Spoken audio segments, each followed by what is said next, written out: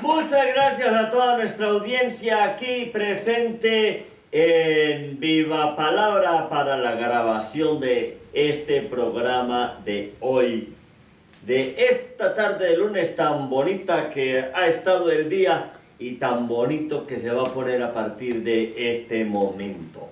Porque bueno, todos ustedes saben que el Festival Entre Cuentos y Flores estuvo una maravilla, estuvo una delicia, y ya han escuchado en los anteriores programas una referencia por ahí, ¿no? Una referencia de la Universidad de los Andes y el Festival Empalábrate y de la Javeriana y del Iberoamericano de Teatro con sus muestras de cuentería.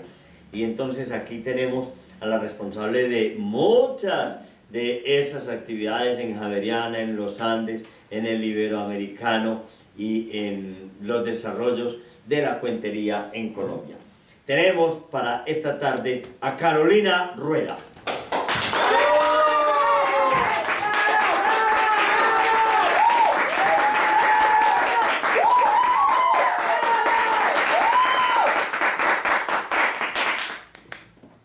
Carolina, bienvenida, ¿cómo estás? Feliz aquí, Jota, cómo no, encantada, muchas gracias por la invitación. ¿Cómo te sentiste en el festival? Mira, maravillosamente, como siempre, un público súper educado, un público disponible, una organización fácil. Sí, puede que ustedes no la pasen fácil, pero uno la pasa fácil y eso es un logro de la organización. Entonces, maravilloso, Jota, la verdad. Muchas gracias, es un halago de parte de Carolina, quien ha sido gestora y organizadora de eventos grandes, duros y pesados. Pero yo quiero pasarme por otro lado con Carolina. Carolina estudiaba en la Universidad Javeriana, estudiaba literatura, según ella lo ha dicho, era ahí como un tapadito para poder hacer teatro, que era su gran pasión, pero se encuentra con la cuentería, y la cuentería también en relación con un gran maestro colombiano, con Jairo Aníbal Niño. Carolina, en esa relación con Jairo Aníbal, inicialmente muy de pupila, de discípula a maestro, pero que se volvió una amistad personal muy de tú a tú, ¿qué incidencia tiene eso en todo el desarrollo de tu cuentería? Mira, yo creo que Jairo Aníbal es una incidencia en la vida personal de uno. Uno no puede pasar incólume a Jairo Aníbal, ¿no? Te tocaba en cuanto al repertorio, en cuanto a que era un hombre con una profunda, digamos, rebeldía vital, ¿no? Estaba en contra de todo tipo de injusticias, en contra, o sea, era un hombre en contra. Y eso era maravilloso porque tenía una dulzura enorme, una valentía incomparable sobre los temas que trataba, sobre la manera de dejarse ver tierno. Entonces eso en mi vida ha incidido mucho. Y por otro lado, pues por supuesto, gracias a que me había hecho amiga de Jairo Aníbal, lo visitaba, él había sido maestro mío en primer semestre, y yo lo visitaba cada semestre y medio cuando me daba el patatús, porque vos te entras a estudiar literatura pensando que te van a enseñar a escribir, pero en ese momento la literatura solo se estudiaba para ser crítico literario. Y eso es un tema bastante árido si no estás pues interesado, ahora es más variado, ¿no? Pero en aquellos entonces era bastante cerradito el espacio.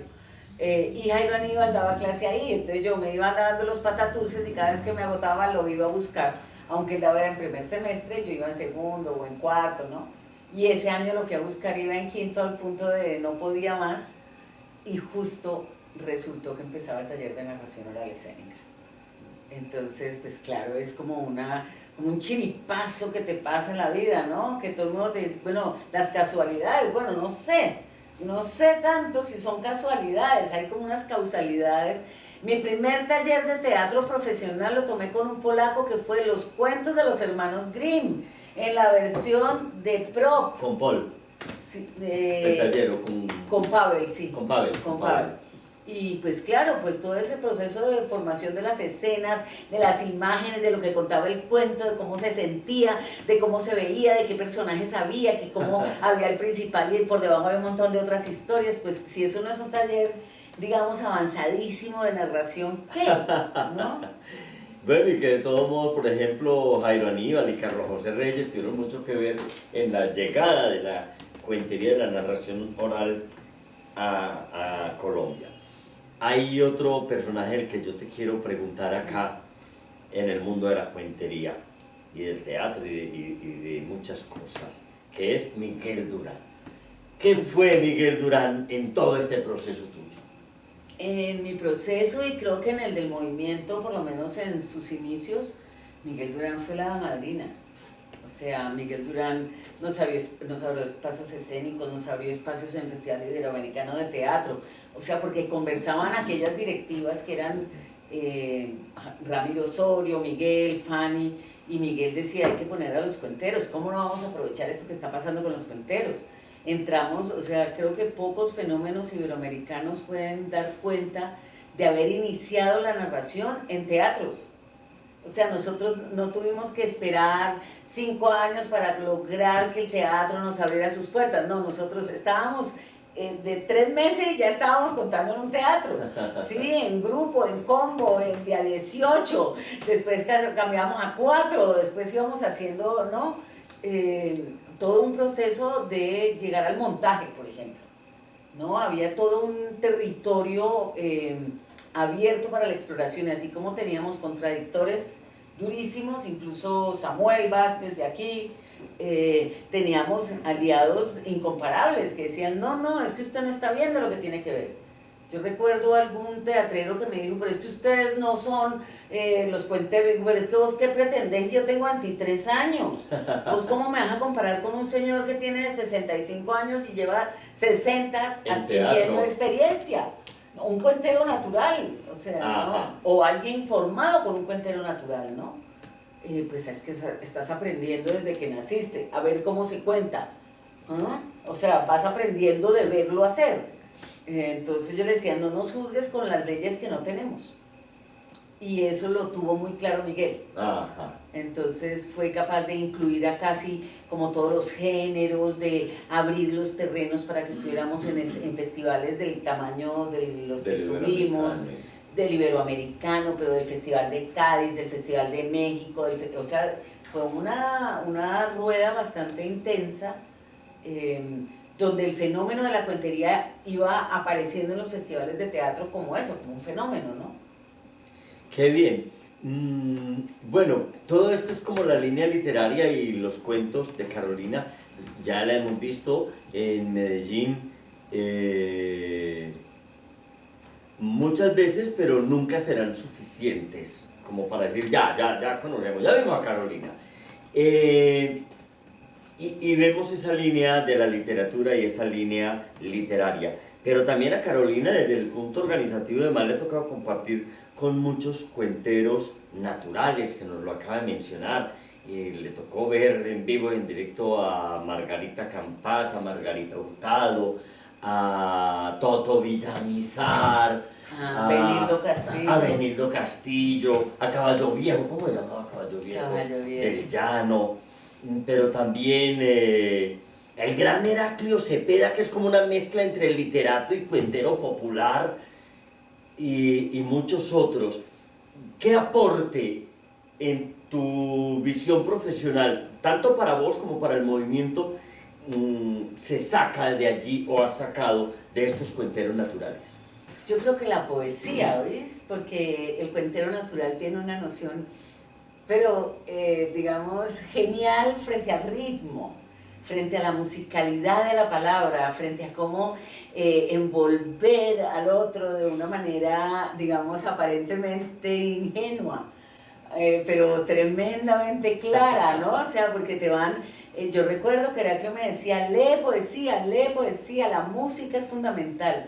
Y ya con los años empezás a decir, claro que lo que tienen es una música que engarza al público, ¿no? Vas pasando como quien ensarta una aguja, ¿no? por todas las cabezas del público que amarrás y ya empezás a conducir. Y eso lo tiene el cuentero natural, porque en esa lista yo te incluiría a vos.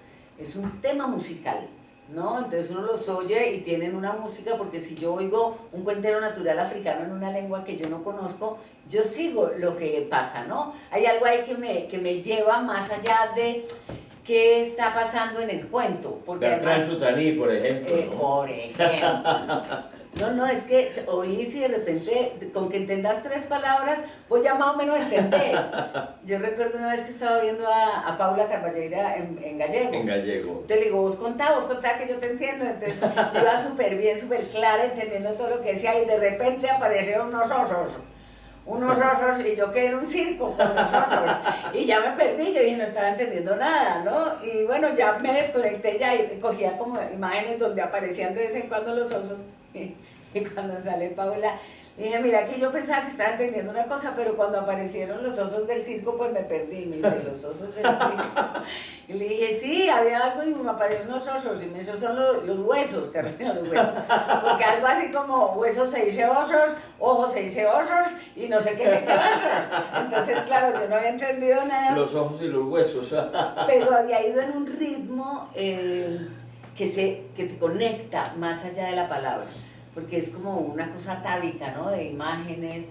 Entonces creo que eso tiene el cuentero natural o el natural cuentero, ¿no? Que es esta música, que es lo que hay que aprender. Resumiendo todas esas cosas que hemos hablado ahora, ¿qué le dirías a nuestros aprendices de cuentería? Y cuando hablo de aprendices hablo de los que empezaron hace un mes y los que llevamos 30 o 40 años, que si no seguimos de aprendices, ¿para qué seguimos? Sí, claro, que se metan en problemas. Sí, ¿Más? sí, que uno aprenda, que se ponga dificultades, no se la crea, ¿no? Entienda que somos... Una frase preciosa que le dio un músico popular en México el año pasado, le iban a hacer un homenaje y había venido gente de todos los pueblitos de alrededor de la Ciudad de México, porque era el día del grito de independencia, que se llama una gran fiesta. Y entonces él se presenta, ya le han hecho el homenaje del ministerio y todo, y dice, bueno, yo espero que bailen, porque nosotros somos una fiesta, no un show. Y me encantó porque me parece que de eso se trata nuestro oficio, somos una fiesta, pero es esto, es este territorio de lo colectivo que florece gracias a la imaginación, florece gracias a que tu verbo logra encarnar en las almas de los otros como con la tuya, ¿no? Y ahí aparece ese milagro de la fiesta.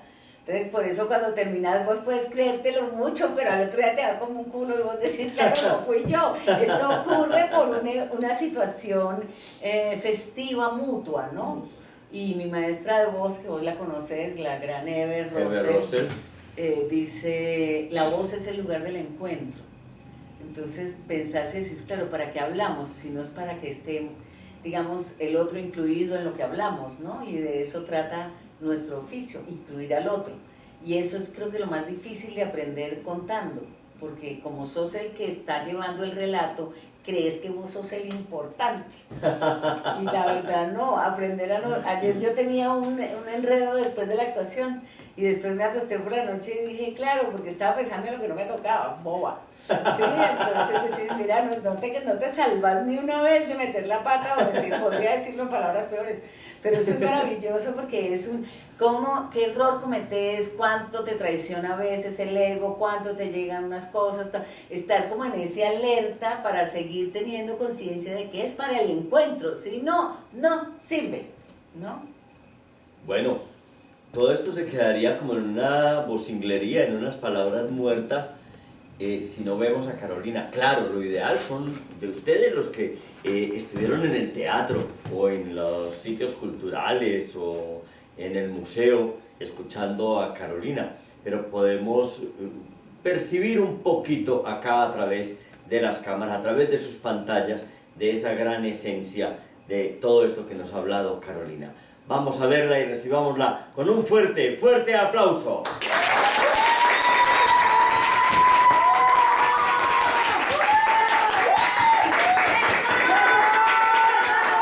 La Butaca Editorial es la editorial de los cuenteros de Medellín. Si quieres conocer sus libros, visita en Instagram @La Butaca Editorial.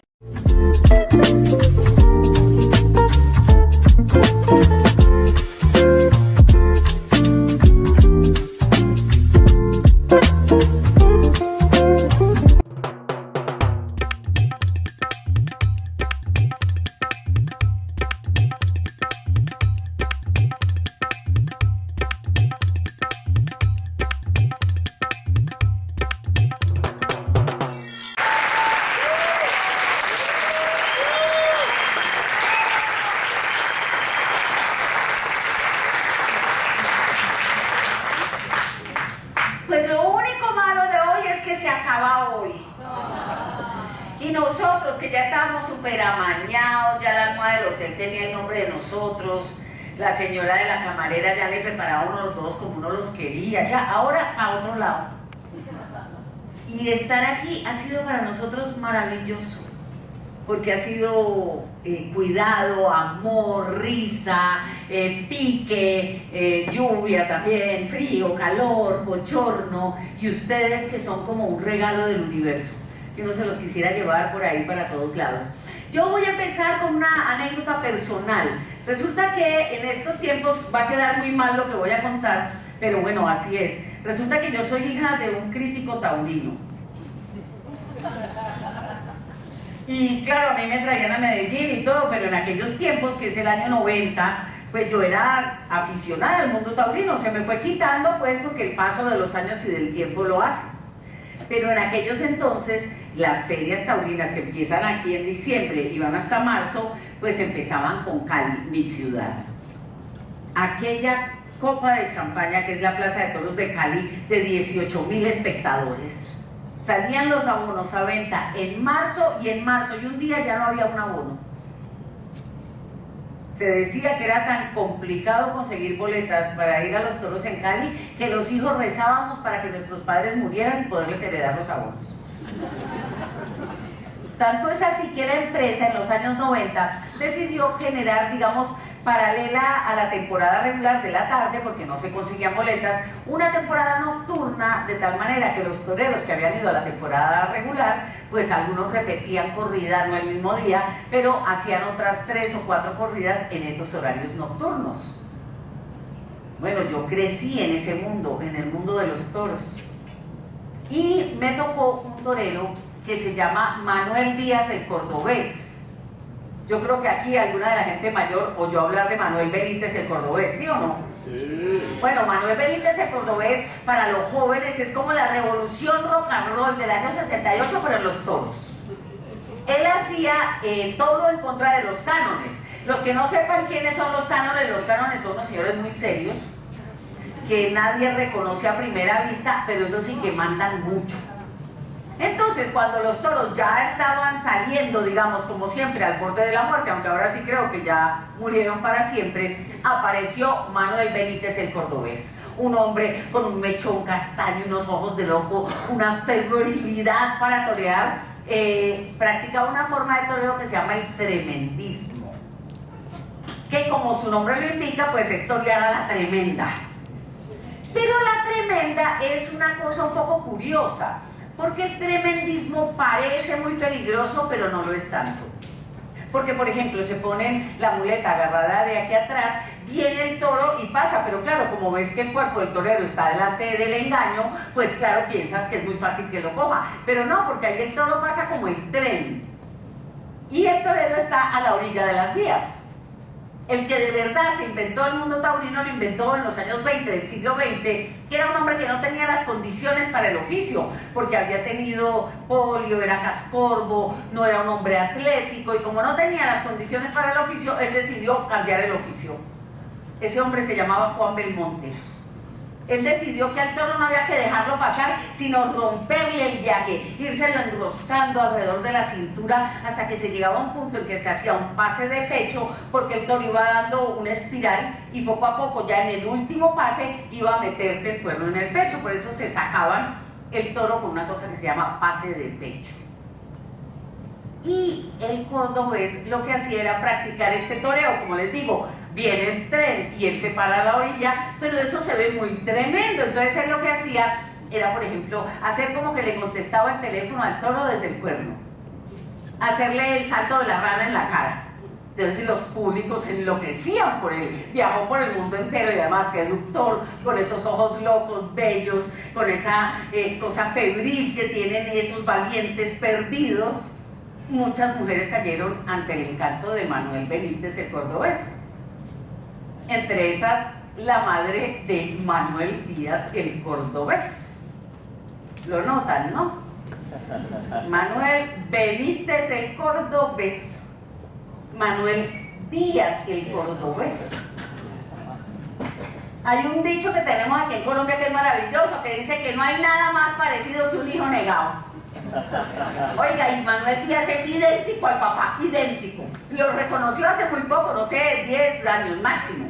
Era igualito al papá, con los ojos locos, con el pelo más rubio y con esa locura y ese como don de gentes para animar al público. Lo que sí tenía es que toreaba muy bien. Y cuando hablo en pasado es porque se retiró del mundo de los toros, se hizo rico y se retiró. Y tenía un don en el mundo de los toros que es el temple. En los toros, bueno, la precisión del lenguaje taurino tiene la precisión de la filosofía alemana. Imagínense que templar la embestida del toro es que el toro viene a 30 kilómetros por hora, el torero con la muñeca lo va frenando y lo saca corriendo, pero solo a 10 kilómetros por hora. Sin dejar que con las puntas de los cuernos el toro toque la tela, que se llama el engaño. Porque si el toro toca con la punta de los cuernos la tela, se dice que el toro se desengaña. Díganme si hay una mejor definición del desengaño. Cuando uno toca una tela y descubre que detrás de eso no hay nada. Pero este muchacho tenía una fuerza, un temple, una manera de, además era banderillero, era precioso en escena. Y en mi tiempo pues me tocó cuando él estaba, digamos, en el curubito del mundo taurino, que es un torero que no es el más joven. En las corridas normalmente lo que se hacía es que torean 3 toreros. El más antiguo, que es el primero, que torea el primero y el cuarto toro, se torean 6. El segundo, que es, digamos, el que ya no está tan joven, pero todavía no es mayor, que se torea el segundo y el quinto toro, y luego el más joven que torea el tercero y el sexto. El que torea el segundo y el quinto, en general es el torero que ya está en su punto. Es decir, ya tiene el conocimiento, pero todavía tiene el vigor de la juventud. Por eso se corre la voz esa de no hay quinto malo. ¿La han oído? Porque en general le tocaba eso a ese torero. Estaba el cordobés en ese momento y sale a torear en la Plaza de Toros de Cali, aquello pues que se venía abajo y empieza, y ese toro que le sale se le veían las malas ideas desde el principio. Él empieza a darle los lances con el capote y el toro paraba, dudaba, y cuando llega el momento de la faena de muleta, el cordobés se pone de rodillas desde los tableros y empieza a avanzar de rodillas hacia el centro del ruedo. En los toros se dice que los toros pesan más en el centro del ruedo, porque al estar retirados de las tablas, pues los toros tienen más miedo y por tanto son más fieros. Ese muchacho de rodillas citaba el toro dudaba, miraba y embestía. Avanzaba otra vez, el toro dudaba, miraba y embestía. Avanzaba otra vez y citaba, el toro dudaba, miraba y embestía. El público, estábamos ya así todos con el culito apretado, porque daba mucho miedo lo que estaba pasando, porque cuando hay ese peligro todos empezamos a sentir como que la muerte está presente, y el sonido de la muerte es como de zumbido de moscas en el aire. Y en un momento el cordobés citó y el toro no dudó, embistió. Miren, le metió el cuerno por aquí y se lo sacó por la boca. Por la fuerza de los brazos, el cordobés se sostuvo así del asta del pitón y se elevó y logró bajarse y zafarse del cuerno. Todos los otros toreros se lanzaron encima, pero el cordobés se soltó de todos y empezó a correr rumbo a donde estaba la enfermería. Yo estaba exactamente en el tendido, que es como se llaman las graderías, encima de la enfermería. Y ese muchacho venía con esa boca echando sangre, con esos ojos locos y risueños.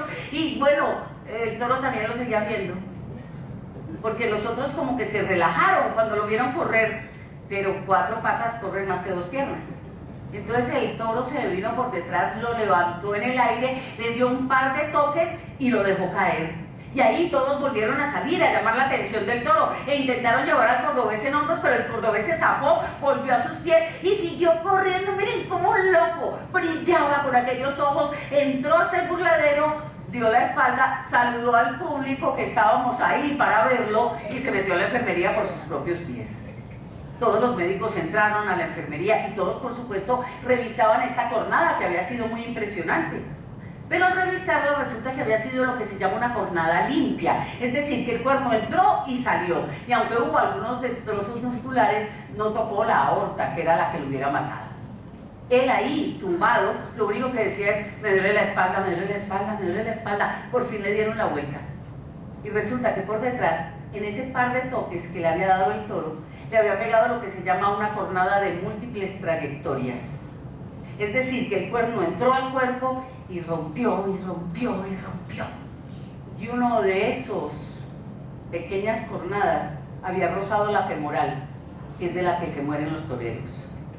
Bueno, se lo llevaron a la clínica. El resto de la tarde ya no importaba nada porque ese zumbido de moscas aumentaba y estábamos todos pendientes de la radio para saber qué había pasado. Lo metieron a cirugía y a la mañana siguiente, cuando estaba despertando de la cirugía, pues de la anestesia, le avisan al apoderado, que es como el manager de los toreros, le avisan que ya el torero se está despertando y entra ese hombre, vea, hecho una fiera. Se va a donde el cordobés que está en la cama, entre dormido, y le dice: pero Manuel, ¿estás loco? ¿Por qué volviste a citar el toro? Si todos vimos que te iba a coger, todos lo vieron, verdad, todos habíamos visto que el toro lo iba a coger, porque cuando los toros te van a coger avisan. No son como la gente que le pega a uno la puñalada escondida, no, los toros avisan, y este había avisado. Por eso era la furia del manager, que le decía: pero ¿por qué volviste a citar el toro? ¿Acaso no viste que te iba a coger? Y el cordobés ahí, entre dormido, dice: claro que lo vi. ¿Crees que acaso tú no viste cómo estaba de metido el público? Miren, a mí la respuesta de ese muchacho me hizo parar el pelo. Primero por esa locura de, siendo la gran figura del toreo, venir a Cali, a Colombia, digamos una región que no está en la primera línea del mundo taurino. Pero después me dio una enseñanza fundamental para la vida y para el oficio. Y es que si el público vale la pena y está ahí, ¿qué importa que a uno lo coja el toro?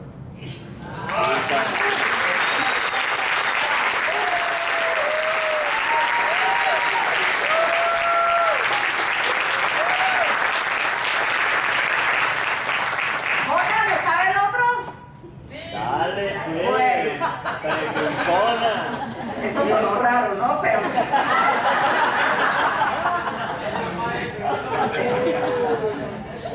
bueno, yo no sé si ustedes en la vida han sido víctimas de un robo. Ay, a mí esto me da una satisfacción, oiga, porque esto me hace sentir a mí en nuestro país. O sea, uno pregunta esto en el extranjero y le dicen: no, alguien le va a traer, sí, una vez que fui a Colombia. Hombre, a mí me parece toda una falta de cultura no saber qué es un robo. Yo he sido víctima de todo tipo de robos, en presencia, en ausencia, de cosas de valor, de cosas que solo tienen valor para mí, ¿no? Pues esa cosa, ¿no? Bueno, por ejemplo, en Bogotá, el oficio de ladrón tiene todo un concepto de servicio al cliente. El ladrón te roba y después te dice: hermana, ¿y quedó con plata para volver a la casa? Y uno le dice: no, mano, me voy sin plata. Y dice: pues yo le presto, pero váyase por la sombrita, que la zona está peligrosa. Miren, Alecos, que es un narrador de cuentos de aquí, que además es ilustrador de libros para niños, bueno, digamos, él tiene una fama entre nosotros, ¿no? Y en el mundo de la literatura infantil y juvenil por ilustrador, pero una vez él vivía cerca de Bogotá, en La Calera, en el camino de La Calera, y se le metieron los ladrones, oiga, y le robaron las cosas normales que se roban los ladrones, el computador, el equipo de sonido, el televisor, oiga, pero le robaron un cuadro de Alecos, de él mismo, y Alecos dice que él nunca había tenido, digamos, como una crítica de arte como tan fina, ¿no? En Dulce Artesana, Café y Repostería Artesanal convertimos el amor en dulzura y nuestros ingredientes en porciones de felicidad. Te invitamos a conocer nuestras delicias en la carrera 43, número 5832.